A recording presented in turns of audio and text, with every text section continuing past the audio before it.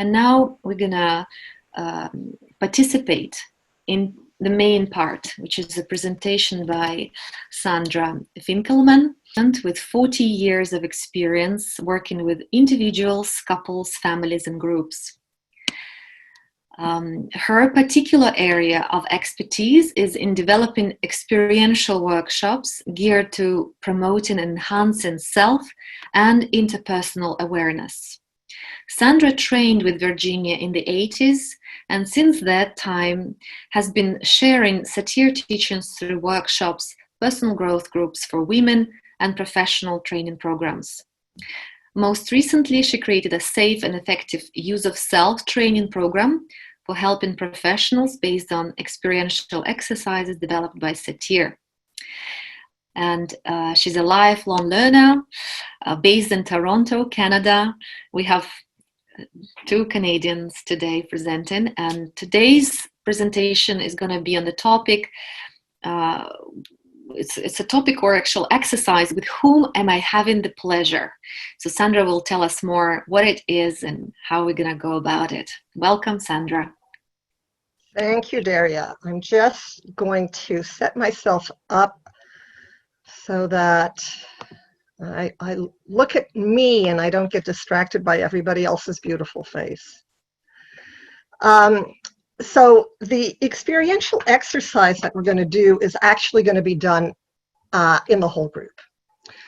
When I run workshops, I usually start by having people go around and introduce themselves by pairing an adjective that starts with the same sound as their first name to describe where they're at in the moment. Obviously, I can't do that with everybody, but I will share from my vantage point. So today I am Sleepy Sandra. My excitement kept me up, so I am really hoping that adrenaline kicks in and I make sense to everybody. So you may want to take a moment just to check in with yourself and see if we were to go around and check in with an adjective and name. What would that be for you right now? Because that's information for you as to where you're at and what you bring to this moment. So for me, one of the things that stood out the most and was most powerful about training with Virginia was that the training was so experiential. So Virginia didn't just talk about concepts. She would take us through exercises that embodied those concepts. And I wanted to share one of those exercises with you. I know there are many people on the call here who have not had an experience of Virginia. And I thought I'd give you a little taste of one of the exercises that she would do when you were in the training with her. And I thought this exercise lent itself particularly well to our Zoom environment. It's called With Whom Am I Having the Pleasure? And it's a non-verbal exercise. So that's why it's going to work. It's non-verbal. And it is a process that helps us unpack some of the internal factors that are at play, that are happening on an unconscious level for us when we first encounter another person.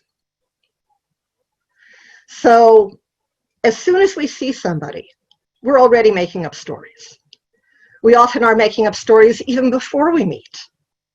We get an email from somebody, we're making up a story. We hear a voice on the phone, we're making up a story. So this exercise will unpack some of that happens for us based on visual. So the way we're going to do this exercise is I want you to scan the images. So hopefully you're in gallery view. And I want you to look at all these wonderful faces. And I want you to pick somebody that you don't know. Now, this person is not going to know that you've picked them, and you're not going to know who picks you. And what I'd like you to do is, once you have found this person, I want you to go to the top right corner of their image. And I want you to pin them. And when you pin them, their image will now be the big image on the screen for you. So take a moment to do that. And if people could raise their hands or use the reaction feature on the bottom of your screen and do a hands up, raise their hands. All right, I see some hands. I would like to see more hands so I know when to start. Okay. I want you to just look at your person. And this exercise, you're going to pretend to be a camera and you're going to be taking pictures of the person in front of you. Close your eyes and just take a moment to check in with yourself. Just notice what you're feeling, what you're thinking, and what's going on in your body. And just take a moment to take in the image you have just looked at. I'd like you to open your eyes and look at the image. And again, remember, the person that you're looking at does not know you're looking at them, so you don't have to be self-conscious about staring. And as you look at this person, I want you to ask yourself, who does this person remind you of? It could be somebody in your life currently, it could be someone from your past, it could be a public figure of sorts, a celebrity, a politician, a historical figure, a fictional figure. Just keep looking until you get an association. It could be a little association, it could be a big one. And as soon as you get the association, close your eyes. And when I see plenty of eyes closed, I'll know to move on. So with your eyes closed, again, take a moment to notice. What are you thinking? What are you feeling? And what's going on in your body? What association do you have with this person that you just came up with as the association to the image you're looking at? Is it a positive one? Is it a negative one? Is it a neutral one?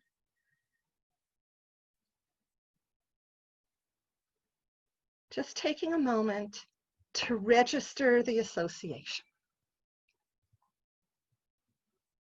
And breathe.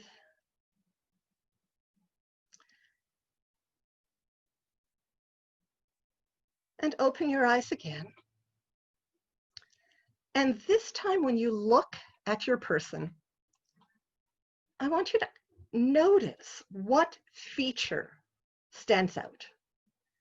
Is it their hair color, the shape of their face, their nose, their age, their gender, their skin color, your perception of their ethnicity? What's the feature that stands out for you? And once you have that, close your eyes. And take a moment to reflect on this particular feature. Does this feature conjure up any stereotypes or biases for you? For example, someone's blonde hair stood out, and do you have stories you've told yourself about people with blonde hair? Or people of a particular ethnic background? Or whatever the feature was that stood out for you. Again, just taking a moment to notice what you're thinking, what you're feeling, and any body sensations.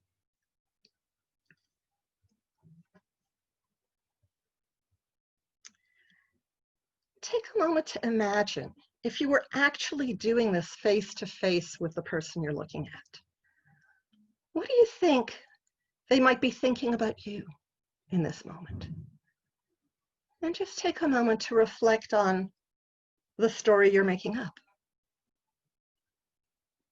and how that makes you feel.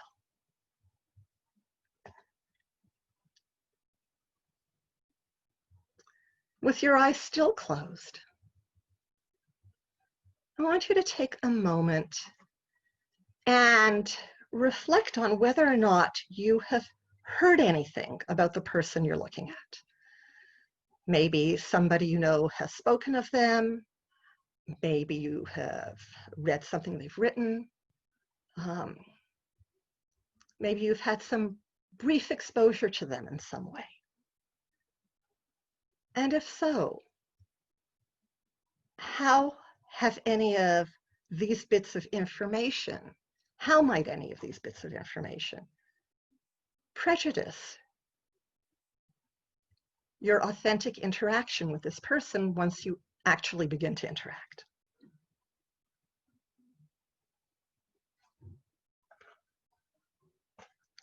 Now, that might not be the case for many of you here, but it's an element that's important to be aware of, because out there in real life, that often happens.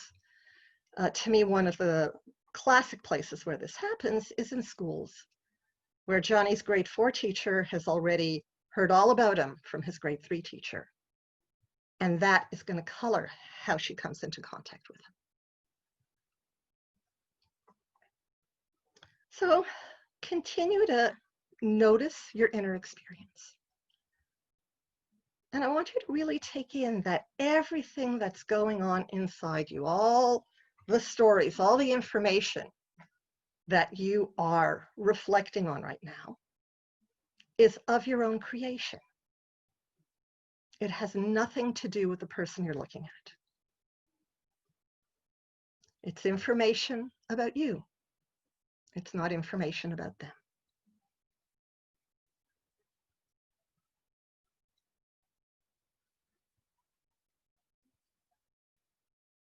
So take a few moments to just focus in on your breath.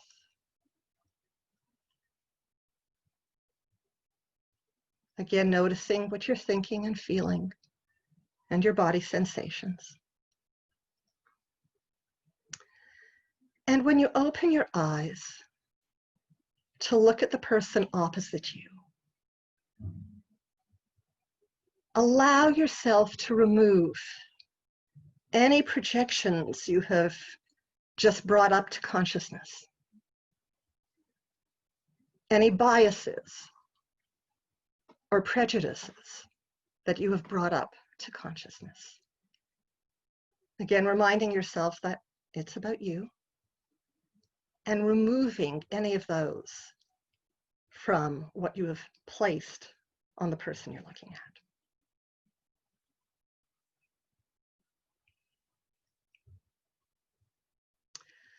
So what we're going to do when we get into our breakout groups is we're going to take some time to just share what this experience was like, the different aspects of it. And there are a few other things that I'd like you to think about in the sharing. So take a moment right now just to reflect for yourself. When you encounter somebody new or about to encounter someone new, what's that attitude you bring to that encounter? Where on the continuum between excitement and anxiety do you land? And how much does context come into play for you?